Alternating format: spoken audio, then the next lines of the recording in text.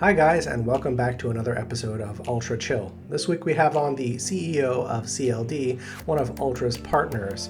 He talks about distribution, NFTs, and how the market feels about digital collectibles. It's really interesting, so let's get to it. Welcome to Raphael. Great to have you on the show. Can you tell us a bit about who you are and what you do at CLD? Yeah, sure. But it's a pleasure to be here. I'm Raphael, 45 years. Big fan of video games, of course, manga and pop cultures. I'm the CEO of the company CLD Group, and I'm mainly managing all the business development, marketing, and management of the team.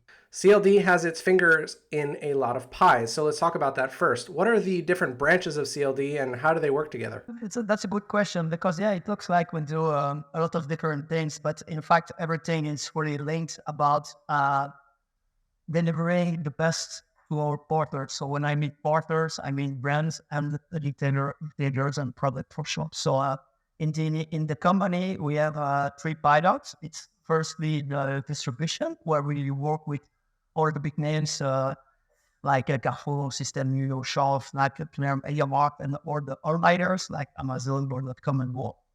Then we have the direct-to-consumer activities, where we have our whole retail chain of video games that's named Smartphones, and soon nice surprise to add to this activity.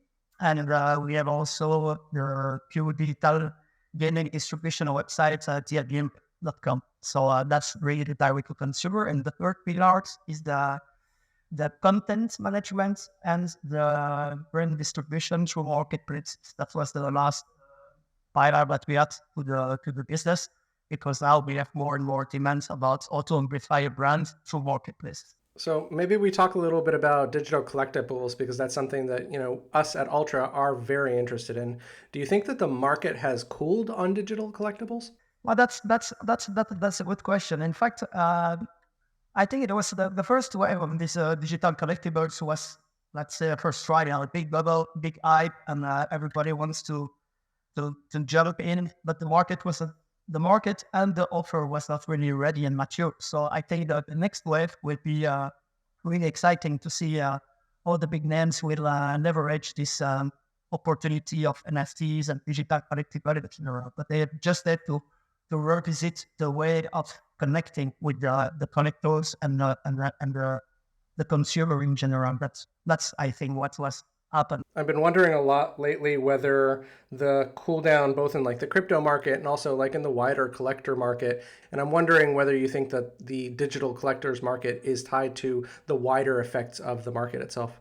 Well, yeah, that's I'm not really a specialist on that level. So I think that's a question of $1 billion to all the big major like Hasbro, Funko, and all these guys. So they are all looking about how to leverage the technology to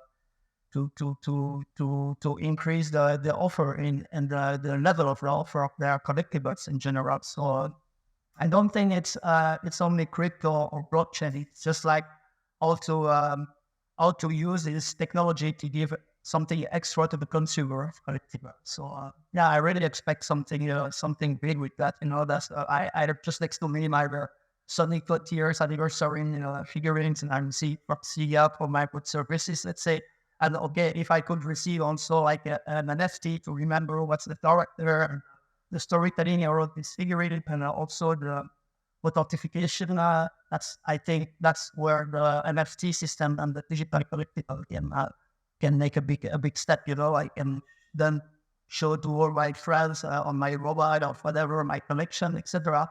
But I still want to have it as physical next to me. Is that how CLD sees the intersection between physical and digital collectibles? As in, the primary is the physical collectible, and then the digital version of it is authentication of ownership, something like that? Yeah, for me, that's way more like that. But that's the store. That's the good point. Is ownership and authentication. But again, when I have a figurine, I want it physical. I'm not the Gen Z.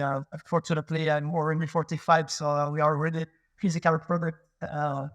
But what I think is, if I can click on my figurine, and then it's going to the blockchains and something with permanent storage and and the manufacturer take care of the content around this figurine, and also maybe having some artwork that I can display to people when I'm traveling, etc. I think that's a perfect value to use the technology. Then after that, if people will start to collect only digital product, that's for sure it will happen. But yeah, it depends a bit the generation, I think. I think what Nintendo has been doing the last few years with amiibos, with you have like a physical object which allows you to interact with stuff in game if you have it, is a really interesting use case. Is that something that you guys have looked at also? Yeah, that's really something to study, and I know that a lot of big names like Funko, etc., is looking for. So yeah, that's the thing would happen for sure. So let's talk a little bit about Ultra Arena, because that's something that just happened and it was really big for Ultra, the launch of. And I wanted you to talk a little bit about what the partnership is between CLD and Ultra and how it connects to Ultra Arena. Yeah, but that's firstly a question of men. So I met Nicola totally by hazard. In fact, it was one of my best friends who is my legal in company. Was a early investor in Ultra back in the time, and he was talking to me about this Ultra thing. He was super excited, and okay, we had in my bike, he prepared 4 case. He connected without me with Nico, and at the end he made a meeting, physical meeting in our headquarters in Fairmont Mall, and then I met the guy, and we immediately connect personally. Also with the man, the same feelings and the same vision about business, developing business, etc. And then he presented me the technology they have developed, and I was really amazed about all the opportunities that it can bring in my first business, that's distribution. Because with this type of tools and technology, we can really leverage our service that we are offered to the partner.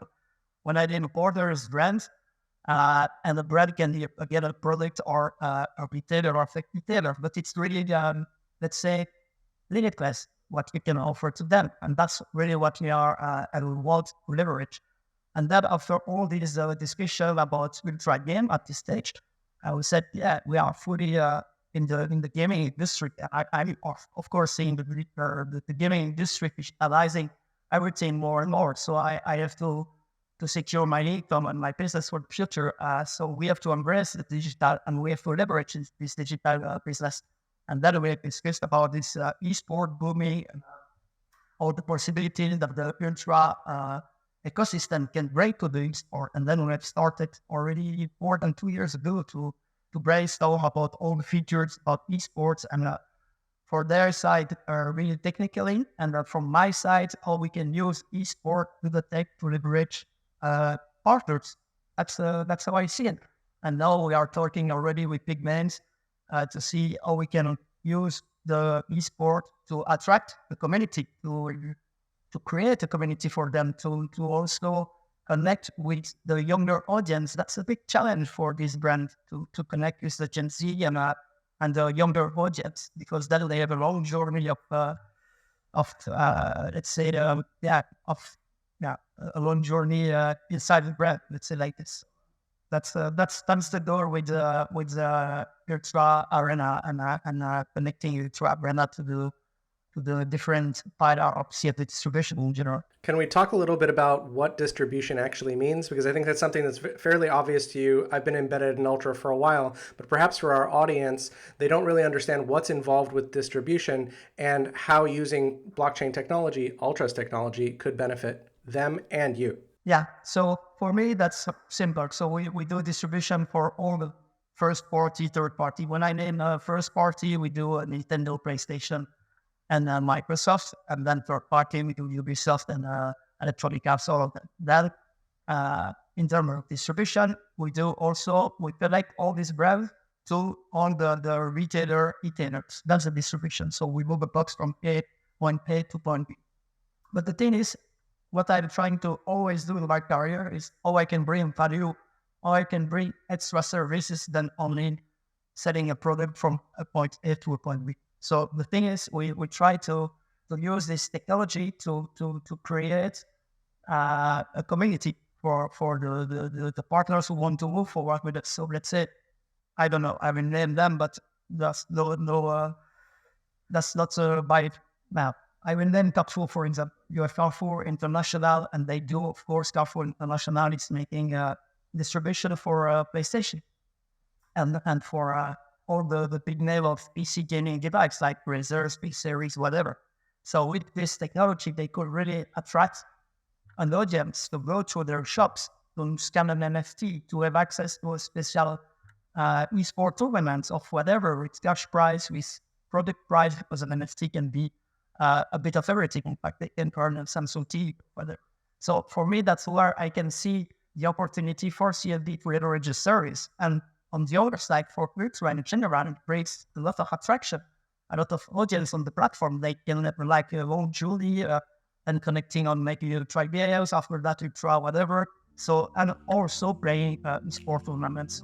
I think it's a perfect fit, that's connecting the tech to the physical world. Let's say like that. Raphael, I wanted to say thank you for your time and for your expertise, and especially for joining me this lovely Sunday afternoon. Thank you. It was a pleasure.